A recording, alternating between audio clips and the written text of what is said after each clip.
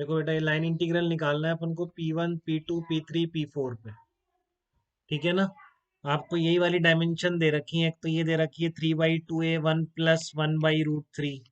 ठीक है ना। क्या लिखा हुआ है, 3/2 × A 1 + 1/√3। 60 गिवन है, ये 60 गिवन है, इसका मतलब ये दोनों पैरेलल है। ठीक है, ये वाली आपको 30 डिग्री एंगल पे दे रखा है, ये ए दे रखा है यहाँ से यहाँ तक का, यहाँ से यहाँ तक का ए दे रखा है, और ये भी ए दे रखा है। ठीक है। तो आपको ये लाइन इंटीग्रल कैलकुलेट करना है, P1 P2 P3 P4 का लाइन इंटीग्रल कितना होगा। तो आप कैसे निकालेंगे इसको। आपको वही इनफाइनाइट वायर दे रखा है, तो आपको आर्क बनाने की कोशिश करनी चाहिए बेटा इसमें। ठीक है ना। आपको क्या करनी चाहिए, कहीं से कुछ आर्क बन जाए तो आप फटाफट हो जाएगा आपका ये, क्योंकि इसका यही फंडा है कि ये आर्क का डायरेक्ट दे देता है, और अगर जो आर्क बने उसमें करंट एनक्लोज ना हो तो टोटल जीरो कर दो। ठीक है, तब आपको स्ट्राइक कर रहा है कि क्या कह रहा हूँ मैं, कैसे बनेगा इसमें। तो पहले तो इसकी थोड़ी सी और डायमेंशंस निकालने की कोशिश करते हैं। देखो, और इसको तोड़ तोड़ के जो एंगल्स दे रखे हैं उसकी हेल्प से। तो यहाँ पर जो आपका था ये कितना हो जाएगी, आपको 60 गिवन था ये पूरा ना। ठीक है ना। और ये लेंथ ए गिवन थी आपको, ये वाली ए गिवन थी आपको, तो इसलिए ए कॉस 60 A/2 हो जाएगी। और ये पूरी लेंथ दे रखी थी शुरू से एंड तक, ये वाली 3/2A 1 + 1/√3 दे रखी। तो इसको टुकड़े करके आपको ये तो दिख गया कि ये ए है, तो A/2 ए और टोटल में से माइनस करोगे तो √3A/2 आ जाएगी ये वाली। ठीक है ना। तो और एंगल निकलते जा रहे हैं आपके, 60 डिग्री है, देखो ये कितना होगा, ए साइन 60, ये √3A/2, ये भी √3A/2। देखो आप, क्लियर है क्या आपको। ये आपका √3A/2 है, तो ये लेंथ भी √3A/2 ही है। और ये √3A/2, ये √3A/2, इसका मतलब ये एंगल 45 डिग्री हो गया। ये 90 है, तो इसका मतलब ये वाला एंगल भी आप निकाल सकते हैं, कितना आ जाएगा, 45 डिग्री आ जाएगा। ठीक है ना। और बाकी एंगल देखो, देखो ये आपका ए है, ये 60 है पूरा, ये भी ए है। ठीक है। तो इसका ये वाला एंगल कितना होगा, देखो एक बार। हाँ, ये वाला भी 90 है ना, ये 90 है। ठीक है। हाँ, बिल्कुल। ये आपका 60 था, तो ये हो गया आपका 120 हो गया। देख रहे हो, 60 गिवन था ना ये। तो ये कितना। हाँ, कैसे भी निकाल लो, 120 डिग्री है, तो ये दोनों इक्वल हैं, तो ये 60 60, इसका मतलब ये 30 डिग्री हो गया, इसलिए तो ये भी 30 हो गया। ठीक है ना, वो 30 हुआ तो इसलिए ये 60 हो गया। 30 90 और ये 60 हो गया। ठीक है ना, अब ये 30 हुआ तो इसलिए ये भी 30 हो गया। देख लो, कैसे भी देख लो, आपकी मर्जी। ठीक है। और अब ये देख लो, ये भी दे रखा था कि आपको, ये भी 30 दे रखा है। ठीक है ना। और ये भी दोनों बराबर दे रखी हैं, ये साइड भी ये थी, ये 30 था। काफी कुछ गिवन है इसमें, ये 150 है, तो ये 150 है, तो ये दोनों एंगल इक्वल होंगे, तो इसलिए ये वाला 15 डिग्री हो जाएगा। देखो आप, ये वाला एंगल, हाँ बताइए बेटा।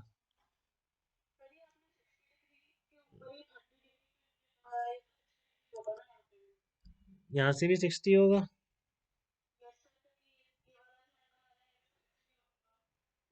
नहीं, ये पूरा एंगल 60 था ना, पूरा एंगल 60 था ये। हाँ, पूरा एंगल 60 था बेटा, ठीक है ना, ये आधा 30 हो गया, तो ये भी 30 हो गया। ठीक है। तो आप देखो, आपको क्या दिख रहा है, एक बार R2 की लेंथ निकालो, देखो R2 कितना आ रहा है आप।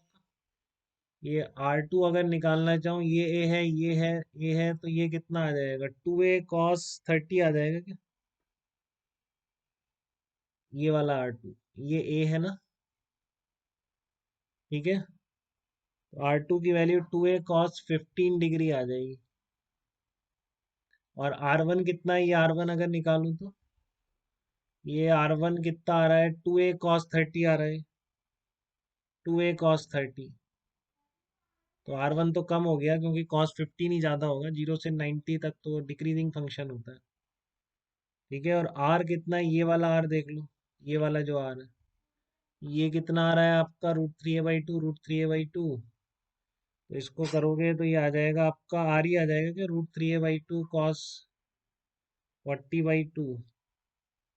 ये कितना आ जाएगा, r cos 45 = √3a/2। ऐसे भी कर लो यार, r cos 45 √3a/2 upon cos 45, तो 1/√2, तो √3/2 इंटू ए आ जाएगा, इस तरीके से आ जाएगा। ठीक है ना। तो आपका आर तो और भी छोटा हो गया देखो, तो इसलिए क्या आ रहा है ये आ रहा, आप चेक करोगे तो r2 > r1 > r आ रहा है, ये सबसे ज्यादा डिस्टेंस है। ठीक है ना।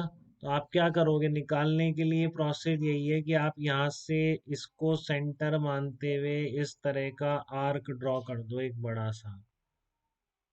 ठीक है ना, एक बड़ा सा आर्क ड्रॉ कर दो, इस तरीके से दूर आएगा और जहां से इसको ऐसे मिला दो, बस खत्म हो गया, कुछ इतना सही था ये। ठीक है ना, ये आर्क ड्रॉ कर दिया आपने इसको सेंटर मानते हुए।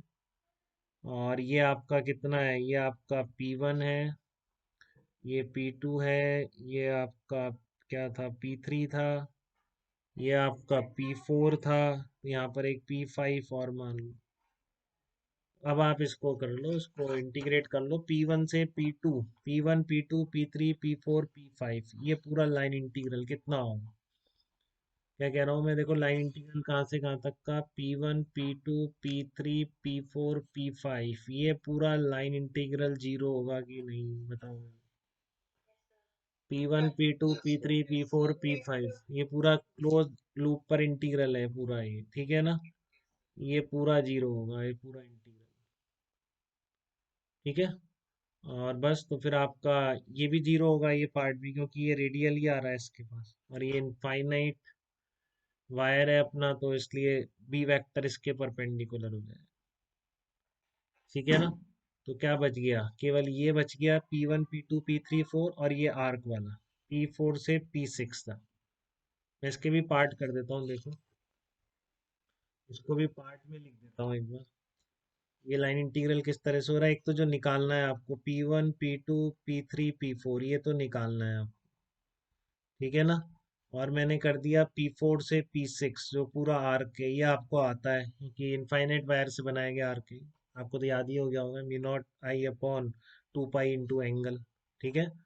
और प्लस P6 से P1 B vector dot DL vector, ये सारा जीरो आ रहा है, और ये भी जीरो हो गया।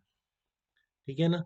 तो ये कितना हो गया, P1 P2 P3 P4 वाला बी डॉट DL क्या आ गया, -P1 P6 B vector dot DL vector हो जाएगा। क्लियर है बेटा इतनी बात।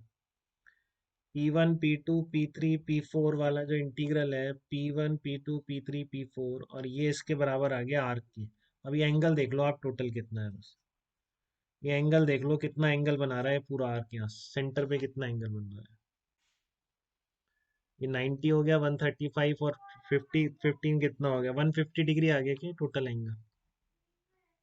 5 टोटल इक्वल टू 150 डिग्री, मतलब कितना लिखें इसको, 5 पाई/6 एंगल बन रहा है। देखिए बेटा दिक्कत तो नहीं है, सबको ऐड कर दिया मैंने।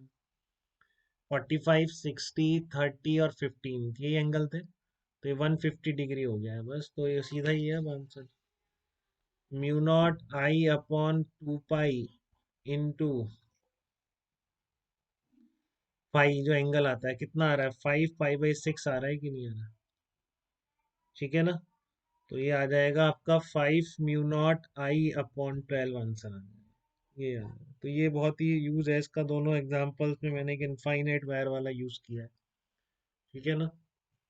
कभी ये आ जाए इस तरह का यूज तो आप ध्यान से उसका कर देना लाइन इंटीग्रल।